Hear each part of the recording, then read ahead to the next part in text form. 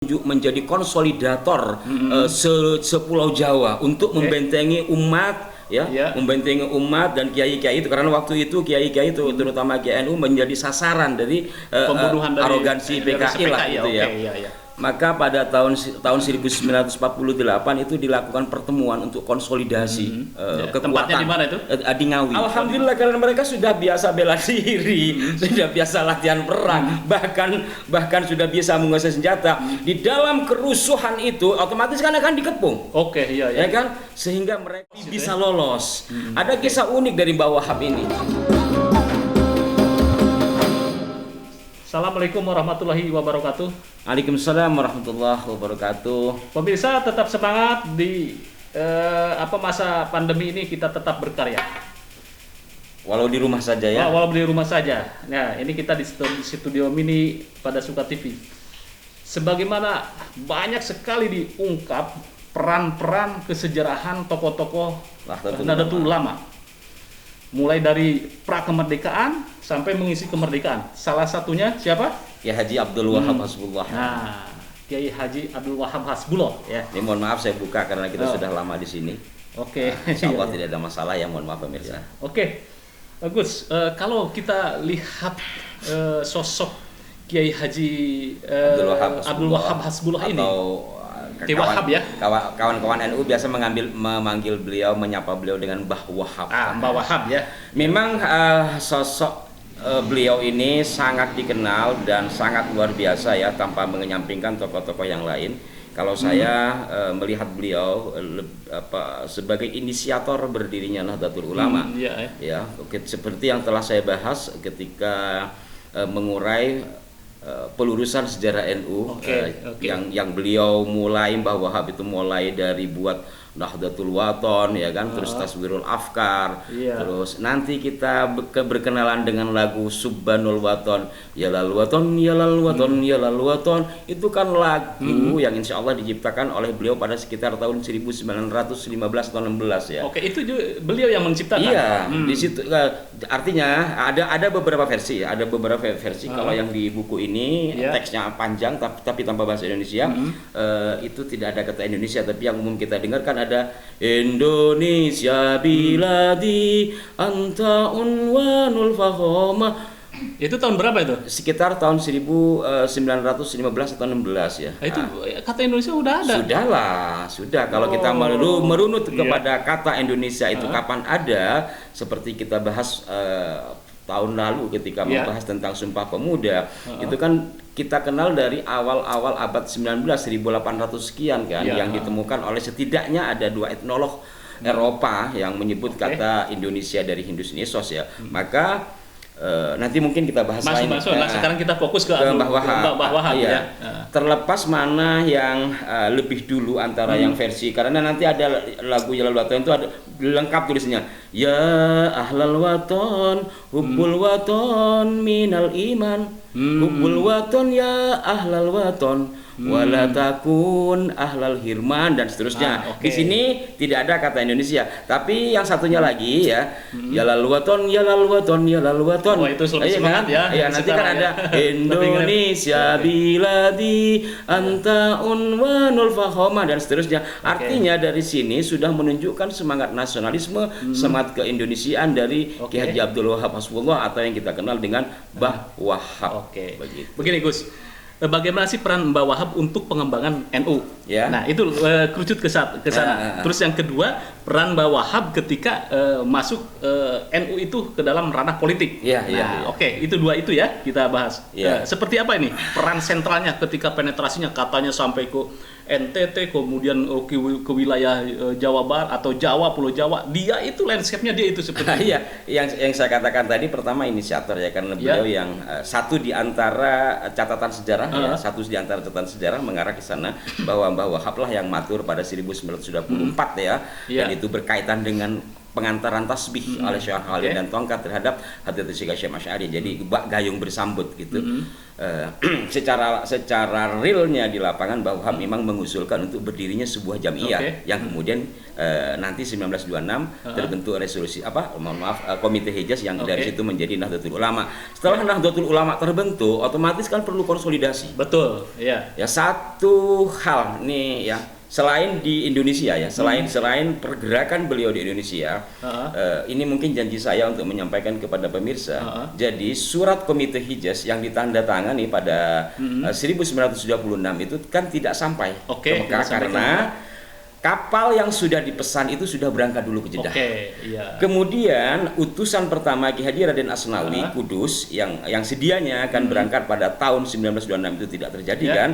Kemudian Mbah Wahab dan kiai-kiai yang lain melakukan kirim surat lah gitu, surat tapi tidak ada respon. Sampai pada akhirnya mengumpulkan segala kekuatan dan tentu juga dana 1928 Mbah Wahab sendiri yang kemudian disertai oleh Syekh Ghanaim Al-Amil Al-Misri ke Mekah untuk menemui untuk menemui penguasa Mekah yang baru Abdul Aziz bin Su'ud. Di sini Pak, di sini nih ya.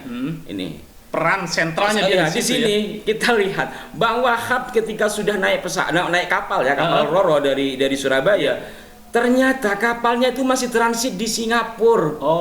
Di Singapura itu nggak tanggung-tanggung transitnya, bukan sejam 2 jam bos. 1 bulan. 1 bulan transit di Singapura. Kemudian beliau jadi transit di sana bukan WA-an. Beliau membentuk cabang istimewa di Singapura. Berarti di situ juga bentuk ini. Ormas-ormas itu artinya membentuk jaringan ya, jaringan di situ. Kalau itu kan sudah luar negeri ya. Artinya walaupun pada saat itu Indonesia belum merdeka, tetapi Singapura pada saat itu adalah jajahan Inggris, sementara Indonesia jajahan Belanda. Maka kan artinya beda teritorial, tapi lintas batas negara Mbah Wahab melakukan itu sebelum akhirnya kapalnya berangkat ke Jeddah. Sampai di Jeddah dia ketemu Raja ada Jeddah. cerita tidak? Banyak Pak, banyak di sana bagaimana beliau meyakinkan kepada penguasa Hijaz yang baru atau Mekah Madinah yang kelak di kemudian hari menjadi Arab Saudi, yaitu Abdul Aziz bin Su'ud, dan beliau diterima dengan baik gitu ya. Hal yang sangat penting bagi umat Islam seluruh dunia, bukan hanya untuk NU atau Indonesia, adalah pemberlakuan kembali madhab yang 4. Karena mayoritas umat Islam di dunia adalah dalam syariat Islamnya menggunakan madhab yang 4. Kemudian adalah peribadatan haji. Otomatis seluruh orang dunia kan hajinya ke Mekah. Bagaimana kalau penguasa yang baru yang dalam tanda petik merampas kekuasaan Syarif Husin atau Syarif Ali yang sebelumnya memberlakukan hukum sesuai dengan akidah Wahabiyah. Di situ peran Ki Wahab atas nama NU, persoalan politik dan kekuasaan di situ juga ditunggangi oleh persoalan faham. Itu yang awal-awal saja sudah melintas dunia. Ini ada cerita dari Kiai Said ya, Wahab. Tapi sebelumnya kita ngopi dulu. Bismillahirrahmanirrahim. Ini penuturan Kiai Said waktu Haul Emas ke-50 Kiai Haji Abdul Wahab Hasbullah tempo hari ya, kita simak bersama dan saya rasa ini sangat penting untuk kita simak. Bimunasabati dzikra dhahabiyah liwafatil marhum al-maghfur lah Bah Abdul Hasbullah azzahullah wa hafidhahu wa aq'adahu fi maq'adi sidqin 'inda malikin muqtadir. Maka kita bersyukur kita masih bisa berkumpul walaupun ada sebagian hanya melalui daring atau virtual bagi saya ini, dan saya sangat bangga ketika mendengar bahwa virtual ini atau acara ini diikuti oleh sekian juta para pemirsa, yang merupakan kebanggaan sendiri, merupakan kehormatan sendiri bagi Mbah Wahab. Mengapa Mbah Wahab, Mbah Hashim, Mbah Wahab, dan kiai yang lain ketika hidup dihormati, sudah wafat pun masih dihormati? Kenapa itu? Ketika hidup dihormati orang, sudah wafat pun masih dihormati orang. Karena Mbah Wahab khususnya ini, karena Mbah Wahab sadar bahwa hidup ini membawa amanat dan amanat itu diimplementasikan, dijalankan dengan sebaik-baiknya. Maka lahirlah bagi Mbah Wahab sebuah visi misi yang diembannya, yang dipikulnya, sehingga semua gerakannya, perilakunya, sikapnya, semua demi kepentingan keberhasilan visi misi yang ideal, yaitu Islam Sunnah Jamaah Nahdlatul Ulama. Di samping visi misi pesantren dan seterusnya, di samping visi misi kebangsaan. Itulah yang bisa menjadikan orang itu berharga, sadar bahwa hidup ini amanah, kemudian menjalankan amanah tersebut, itu berharga itu. Bagi orang yang tidak sadar bahwa hidup ini amanah, maka hidupnya abad, hidupnya sia-sia. Ya, penuturan Ki Said bahwa peran sentralnya Mbah Wahab itu dia melakukan konsolidasi di tanah Jawa, mulai dari Cirebon, kemudian Semarang, kemudian lain sebagainya sampai ke NTT dan NTB. Itu ya, luar biasa di situ. Iya, sampai Kalimantan juga. Iya, Kalimantan iya. bukan hanya di Pulau Jawa ya, bersentral dari Surabaya kemudian ke sekitar pulau masih sekitaran Pulau Jawa gitu ya. Artinya nanti ke Jawa Barat, terus nanti di Jakarta, terus nanti ke Kalimantan, NTB, NTT. Disitulah penguatan jaringan.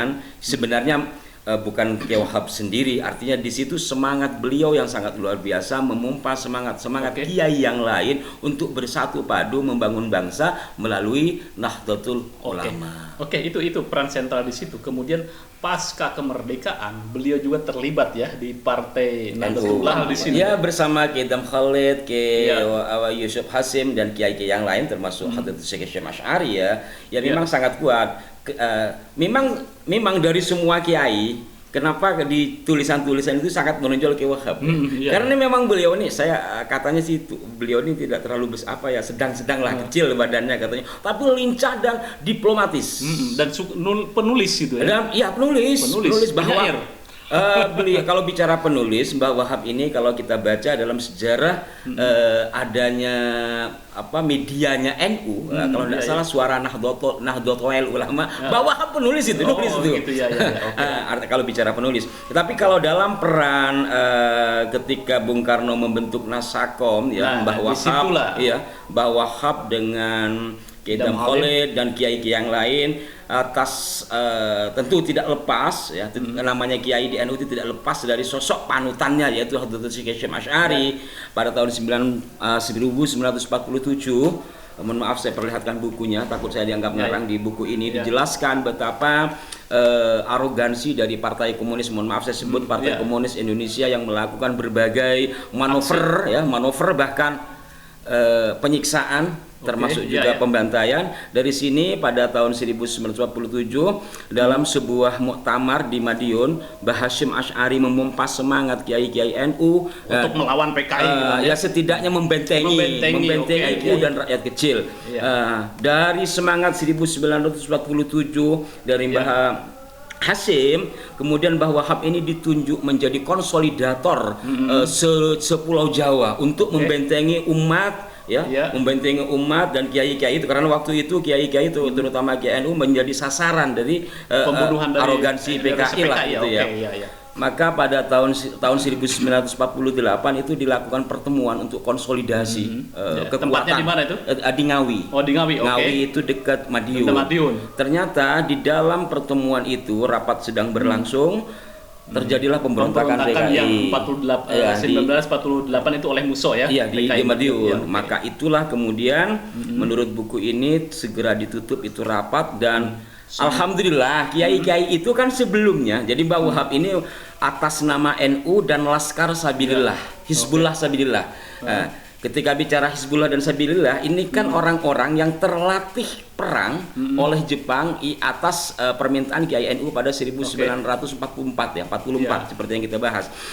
Alhamdulillah karena mereka sudah biasa bela diri, sudah biasa latihan perang, bahkan sudah biasa menguasai senjata. Di dalam kerusuhan itu otomatis kan akan dikepung. Oke, iya, ya kan? Sehingga mereka walaupun tidak akan dikepung. Oke, iya, ya kan? Sehingga mereka walaupun tidak melakukan perlawanan, tapi bisa lolos.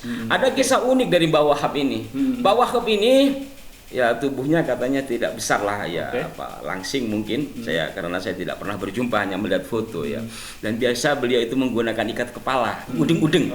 Karena beliau itu pengagum Pangeran Diponegoro. Jadi ada satu kesempatan beliau ceramah, saya baca, ikat kepala saya ini surban saya inilah surban Diponegoro. Gitu. Lah ketika kembali lagi kepada kisah di Ngawi, setelah kiai-kiai yang lain itu aman, Mbah Wahab lah namanya Kiai Top kan pasti dikenal. Pasti dikenal ya. Tapi di sini itu incaran PKI ya. Tapi alhamdulillah ya mungkin berkat doa dan kelincahan beliau dalam berstrategi, beliau membuka atributnya yang seolah-olah beliau seorang rakyat jelata sehingga aman dari kejaran PKI. Begitu uletnya Mbah Wahab dalam kondisi yang sangat genting. Pemberontakan, Bos. Iya betul. Ya bisa dibayangkan bagaimana gentingnya ketika pemberontakan PKI itu 48 dan ulama-ulama Nahdlatul Ulama menjadi sasaran empuk ya dan dihabisin di berbagai tempat. Kalau kita baca ini jujur saya ngeri, saya netes air mata karena ada di buku ini ditulis oleh Ansor ya. Dulu artinya waktu saat kejadian itu menjadi anggota Ansor, dia melihat sendiri. Iya, betul. Bagaimana seorang kiai dikubur hidup-hidup melihat sendiri. Iya, betul. Ya ini bukan membangkitkan rasa marah tidak, tapi inilah bagian dari sejarah. Padahal kita sebenarnya lebih kepada peran Yai Wahab. Artinya dalam kondisi yang genting gawat seperti itu, Kiai NU dan tentu juga kiai-kiai yang lain ya, tapi kita fokus kepada Kiai NU saat ini dalam kondisi tekanan ya. Beliau masih melakukan perjuangan yang sangat luar biasa, terutama kisah unik dan lincah dan strategis Mbah Wahab di masa genting itu. Dan di akhir ini ya, sebelum nanti kita kirim Fatihah barangkali buat beliau Pak ya, kirim Fatihah, ada satu hal juga yang penting, adanya trikora. Trikora yang ke Irian kan? Oleh Bung Karno itu tidak lepas dari peran Ki Haji Abdul Wahab Hasbullah dengan konsep politik Cancut Taliwondo. Mungkin tentang hal ini kita bahas lain kesempatan. Kita kirim Fatihah buat beliau ya Pak ya, di dalam hal yang ke-50 mudah-mudahan diterangkan alam kuburnya dan juga buat para kiai yang lain. Al-Fatihah. Itulah peran dari Kiai Abdul Wahab. Bagaimana dia heroismenya, bagaimana dia punya visi ke depan, bagaimana dia networkingnya tidak hanya di dalam negeri tetapi ke luar negeri, dan bagaimana dia lolos dari jebakan-jebakan Batman PKI.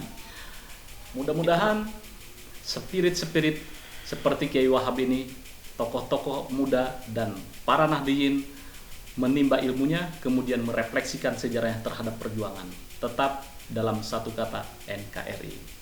Mudah-mudahan bermanfaat dan jangan lupa like, share, subscribe pada Suka TV. Wassalamualaikum warahmatullahi wabarakatuh.